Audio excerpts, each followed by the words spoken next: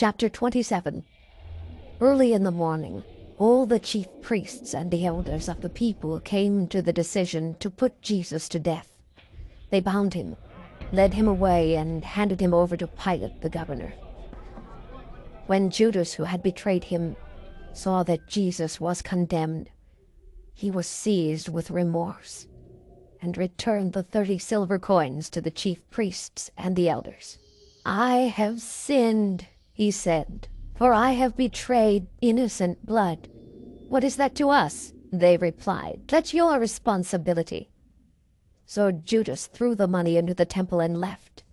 Then he went away and hanged himself.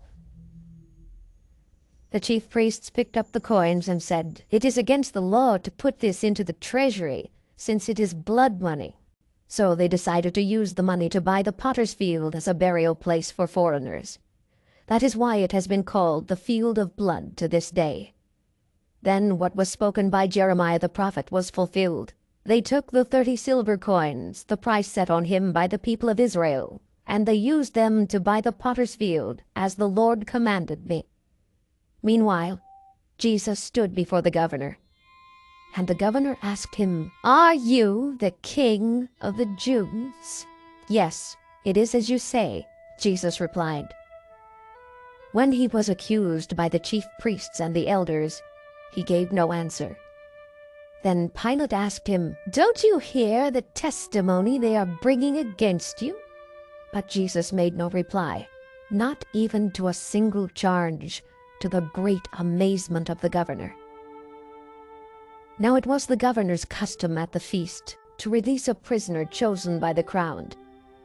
At that time they had a notorious prisoner called Barabbas. So when the crowd had gathered, Pilate asked them, "Which one do you want me to release to you? Barabbas or Jesus, who is called Christ?" For he knew it was out of envy that they had handed Jesus over to him.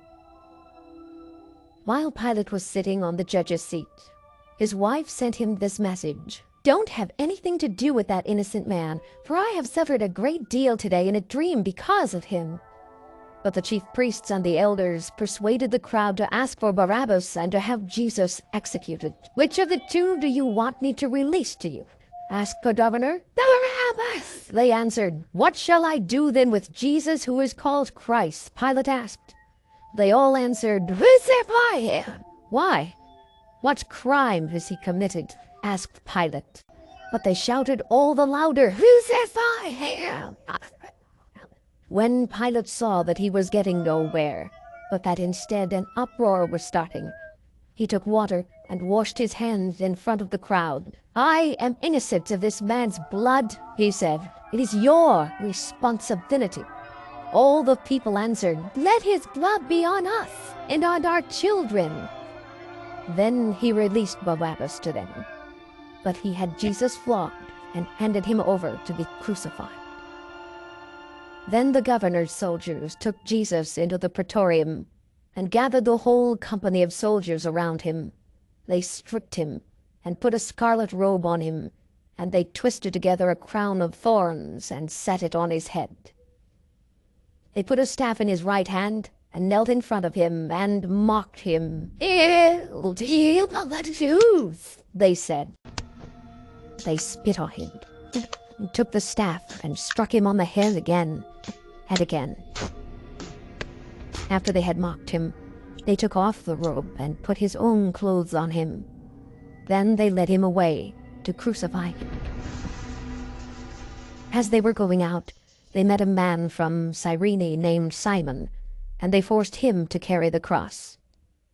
They came to a place called Golgotha, which means the place of the skull. There they offered Jesus wine to drink mixed with gall, but after tasting it, he refused to drink it. When they had crucified him, they divided up his clothes by casting lots, and sitting down they kept watch over him there. Above his head they placed the written charge against him, "This is Jesus, the King of the Jews." 2 robbers were crucified with him, one on his right and one on his left. Those who passed by hurled insults at him, shaking their heads and saying, "You who are going to destroy the temple and build it in 3 days, Save yourself!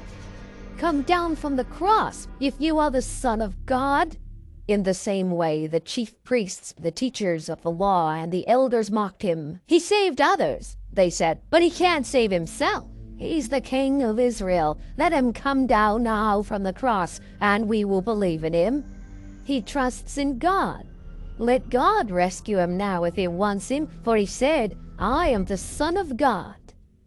In the same way, the robbers who were crucified with him also heaped insults on him. From the 6th hour until the 9th hour, darkness came over all the land. About the 9th hour, Jesus cried out in a loud voice, "Eloi, Eloi, lama sabachthani," which means, my God, why have you forsaken me?" When some of those standing there heard this, they said, "He's calling Elijah." Immediately, one of them ran and got a sponge. He filled it with wine vinegar, put it on a stick, and offered it to Jesus to drink. The rest said, "Now leave him alone. Let's see if Elijah comes to save him." And when Jesus had cried out again in a loud voice, he gave up his spirit. At that moment, the curtain of the temple was torn in two from top to bottom. The earth shook and the rocks split. The tombs broke open, and the bodies of many holy people who had died were raised to life. They came out of the tombs, and after Jesus' resurrection, they went into the holy city and appeared to many people. When the centurion and those with him who were guarding Jesus saw the earthquake and all that had happened, they were terrified and exclaimed, "Surely he was the Son of God." Many women were there watching from a distance.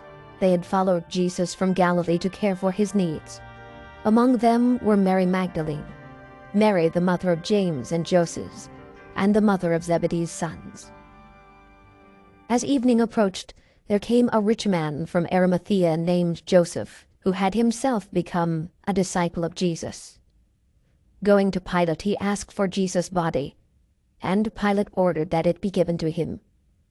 Joseph took the body, wrapped it in a clean linen cloth, and placed it in his own new tomb that he had cut out of the rock. He rolled a big stone in front of the entrance to the tomb and went away. Mary Magdalene and the other Mary were sitting there opposite the tomb. The next day, the one after Preparation Day, the chief priests and the Pharisees went to Pilate. "Sir," they said, "we remember that while he was still alive, that deceiver said, 'After 3 days I will rise again.' So give the order for the tomb to be made secure until the 3rd day. Otherwise his disciples may come and steal the body and tell the people that he has been raised from the dead.